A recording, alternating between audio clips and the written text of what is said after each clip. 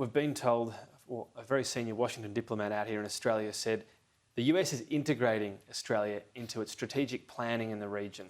For Taiwan, what does that mean? I mean, that means planning for a possible war and all the things on the menu below that.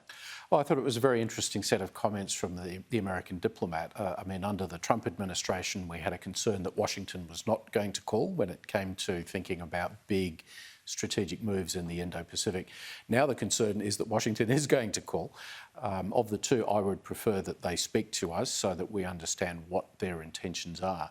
But, you better believe it that the United States expects its two key allies in the region, which is Japan and Australia, should be playing a role in the defence of Taiwan.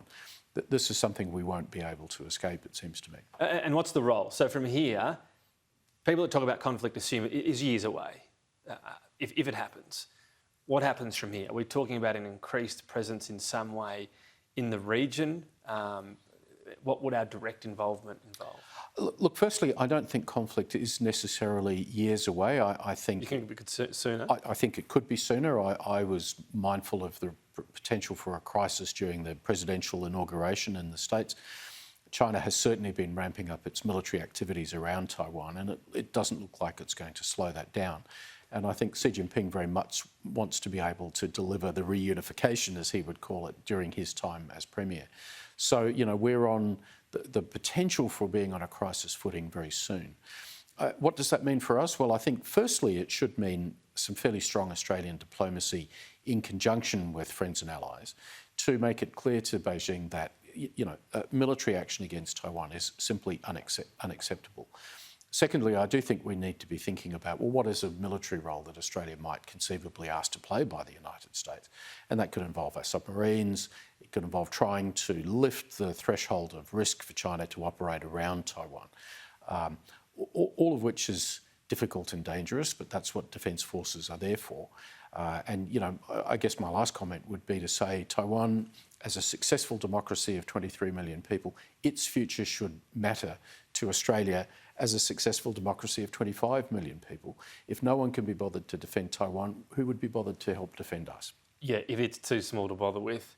When you talk about that option of submarines in the region, increasing that that degree of difficulty, if you like, or what will cost China on conflict. I mean, I'm just thinking of how much skin we lost out of insisting there'd be an inquiry into COVID. If that becomes our formal role, presumably our ties with China are going to be in a dire state. Our ties with China are in a dire state. More dire.